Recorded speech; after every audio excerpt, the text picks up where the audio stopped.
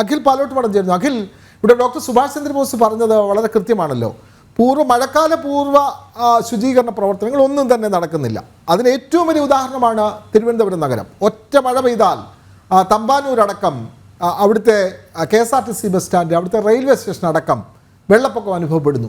പ്രധാനപ്പെട്ട ഇടങ്ങളിലെല്ലാം, bakery junction തുടങ്ങിയ എല്ലാ ഇടങ്ങളിലും വലിയ വെള്ളക്കെട്ട് രൂപപ്പെടുന്നു. സ്മാർട്ട് സിറ്റി എന്നാണ് പറയുന്നത്.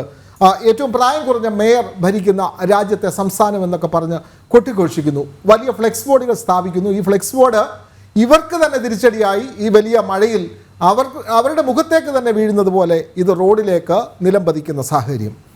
അപ്പോൾ ഇവിടെ എല്ലാം പറച്ചിൽ മാത്രമേ ഉള്ളൂ. എല്ലാം ഗംഭീരമാണ്, സ്മാർട്ടാണെന്ന് പറയുന്നു. പക്ഷേ സ്മാർട്ട് എന്ന് എഴുതി വെച്ച ബോർഡ് വരെ മറിഞ്ഞു വീഴുകയാണ്. അഖിൽ,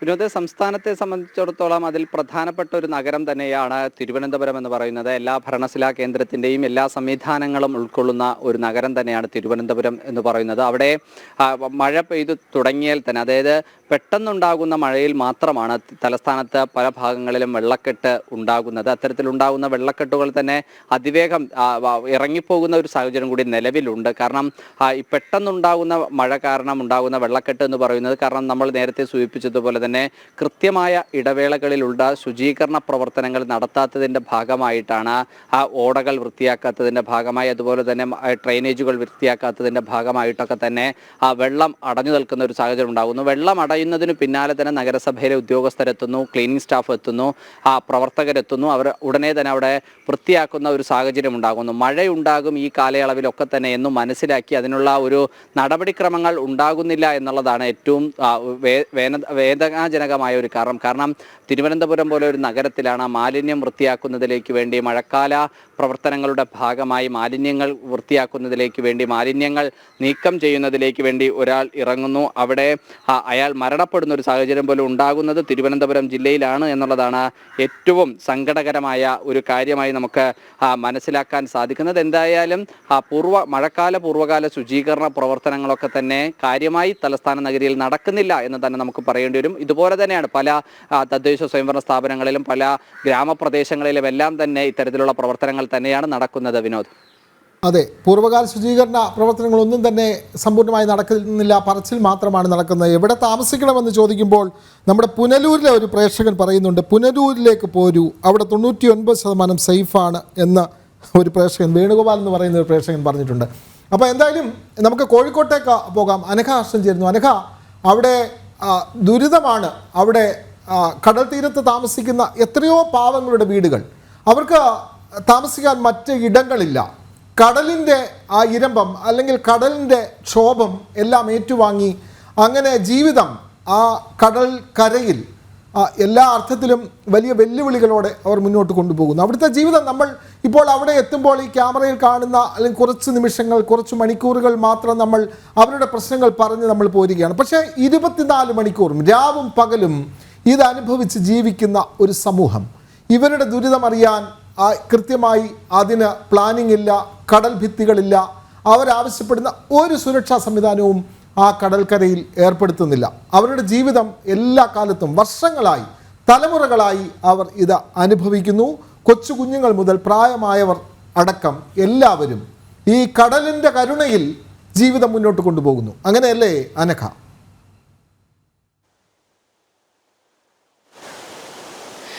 വിനോദ്, തീർച്ചയായും ഇവർക്ക് പരാതി പറഞ്ഞ് അധികൃതരുടെ മുന്നിൽ ചെന്ന് കരഞ്ഞു പറഞ്ഞിട്ടുണ്ട് പലതവണ. അതായത് തങ്ങളുടെ ജീവനും സ്വത്തിനും യാതൊരുവിധ സുരക്ഷിതത്വവുമില്ല. ഓരോ മഴക്കാലത്തും ആശങ്കയുടെ മുൾമുനയിലാണ് ഇവിടെയുള്ള ഓരോ വീട്ടുകാരും ജീവിച്ചു പോകുന്നത്.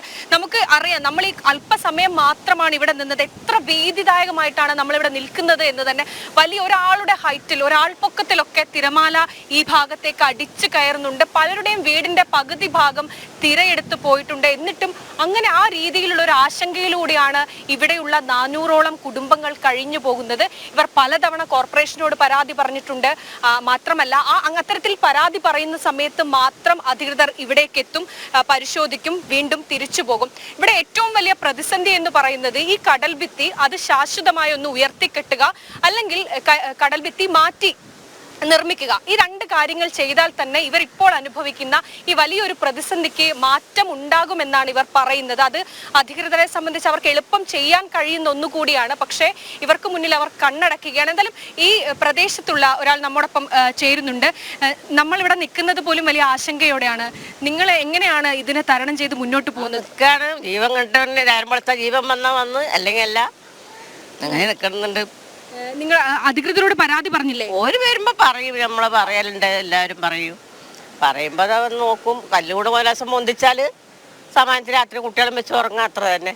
നിങ്ങൾ എത്ര പേരുണ്ട് ഇവിടെ? ഞങ്ങളിവിടെ 9 പേരുണ്ട്. ഈ തിരമാല വന്ന് ശരിക്കും ഈ വീടിന് മുകളിലേക്ക് അവിടം വരെ അടിച്ചു വരും. എന്നിട്ട് വീട്ടിൻ്റെ അകത്തൂടെ വെള്ളം വരും. മാറി താമസിക്കുന്നു? എവിടെ മാറാനും, കുട്ടികളെയും കൊണ്ടൊക്കെ ഇവിടെ തന്നെ താമസിക്കുന്നു. ഇത്ര നേരം കൈക്കോട്ടെടുത്ത് മണ്ണ് കൊത്തുകയായിരുന്നു. ഇവിടെയൊക്കെ മണ്ണ് കൊത്തി വെള്ളമൊക്കെ അങ്ങോട്ടേക്ക് ആക്കുകയായിരുന്നു.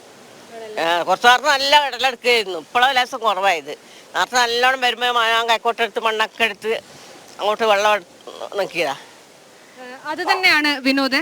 ഇവർ പറയുന്നതനുസരിച്ചാണെങ്കിൽ ഇവർക്കിത് ശീലമായി, ജീവിതത്തിന്റെ ഒരു ഭാഗമായി. ഇനി ഒന്നും പ്രതീക്ഷയില്ല. എല്ലാ കാലത്തും എല്ലാ മഴക്കാലത്തും തങ്ങൾ ഇത് അനുഭവിക്കുകയാണ്. ഈ തിര ഈ ശക്തിയിൽ ഈ ഭാഗത്തേക്ക് ഇങ്ങനെ അടിച്ചു കയറുകയാണ്. അതുവരെ ഉണ്ടായിരുന്ന സമ്പാദ്യമൊക്കെ വെച്ചാണ് ഇവർ പലരും വീടൊക്കെ പണിതിരിക്കുന്നത്. ആ വീടൊക്കെ തന്നെ തിരയെടുത്ത് പോകുന്ന അതിസങ്കടകരമായ ഒരു കാഴ്ചയുണ്ട്. ആ കാഴ്ചയൊക്കെ കണ്ട് മരവിച്ചു പോയൊരു മനസ്സുമായി ജീവിക്കുന്ന ഒരുപാട് പേര് ഇവിടെയുണ്ട്. അതിലൊക്കെ തന്നെ ഏറ്റവും ഉപരി ഈ വീട്ടിലൊക്കെ തന്നെ കുട്ടികളുണ്ട്. 10ഉം 12ഉം പേരൊക്കെ ഒരു വീട്ടിലുണ്ട്.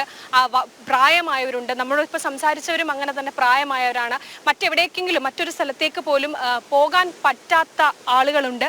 അങ്ങനെ ഒരുപാട് പേർ, 400 കുടുംബങ്ങൾ, ഞാൻ നേരത്തെ സൂചിപ്പിച്ചതുപോലെ 400 കുടുംബങ്ങളാണ് ഈ ഭാഗത്ത് ഇവിടെ ഇങ്ങനെ താമസിക്കുന്നത്. ഒരു സുരക്ഷിതത്വവും ഇല്ല. നമുക്ക് നമ്മുടെ ക്യാമറ കണ്ണിൽ കൃത്യമായി നമുക്കത് മനസ്സിലാവുന്നതാണ്. കാരണം കാലവർഷം തുടങ്ങിയിട്ടേ ഉള്ളൂ. ഇനി വലിയ ശക്തമായ മഴ ഈ ഭാഗത്തുണ്ടാകും. ആ സമയത്ത് പോലും ഈ ഭാഗത്തേക്ക് ഈ രീതിയിലാണ് തിര ഓരോ നിമിഷവും അടിച്ചു കയറിക്കൊണ്ടിരിക്കുകയാണ്. നമ്മൾ ഇവിടെ എത്തിയ നിമിഷം മുതൽ തന്നെ വലിയ തിര അത് ഈ വീടിന് മുകളിലേക്ക് വരെ എത്തുന്ന സാഹചര്യമുണ്ട്. ഇവിടെ കുട്ടികളുണ്ട്. അവരുടെ കുട്ടികളുടെ ഒരു സുരക്ഷയെങ്കിലും നമ്മുടെ അധികൃതർ ഉൾക്കൊള്ളണം എന്ന് കൂടി മാത്രമാണ് നമുക്ക് പറയാനുള്ളത്. മാത്രമല്ല അതീവ ജാഗ്രതാ നിർദ്ദേശമാണ് കോഴിക്കോട് നൽകിയിരിക്കുന്നത്. റെഡ് അലേർട്ടാണ്. യാത്രകളൊക്കെ പോകുന്നവർ കൃത്യമായി ജാഗ്രത പാലിക്കണം. റോഡിൽ മാത്രമല്ല ഈ പ്രദേശത്തൊന്നും കറണ്ടില്ല.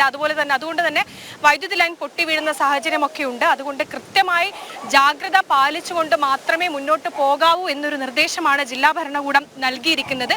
അങ്ങനെ ഒരു നിർദ്ദേശം നൽകുമ്പോൾ പോലും ഈ കരയത്ത്, ഈ കോതി കടപ്പുറത്ത് ഈ ഭാഗത്ത് ജീവിക്കുന്നവരുടെ ജീവിതത്തിന് എന്ത് സുരക്ഷിതത്വമാണ് സർക്കാർ അല്ലെങ്കിൽ കോർപ്പറേഷൻ നൽകുന്നത് എന്നതൊരു ഉത്തരം കൂടി പറയേണ്ടിയിരിക്കുന്നു. കാരണം ഒരു സുരക്ഷിതത്വവും ഇല്ലാതെ എങ്ങനെ തങ്ങൾ ഓരോ ദിവസവും കിടന്നുറങ്ങി രാവിലെ എഴുന്നേൽക്കുമ്പോൾ ജീവൻ ഉണ്ടായാൽ ഭാഗ്യം എന്ന് മാത്രമാണ് ഇവർ ഈ പറയുന്നത്.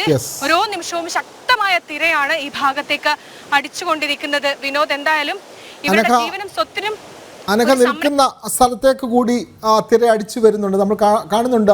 തത്സമയ വിവരങ്ങളാണ് അനഘ നൽകിയത്.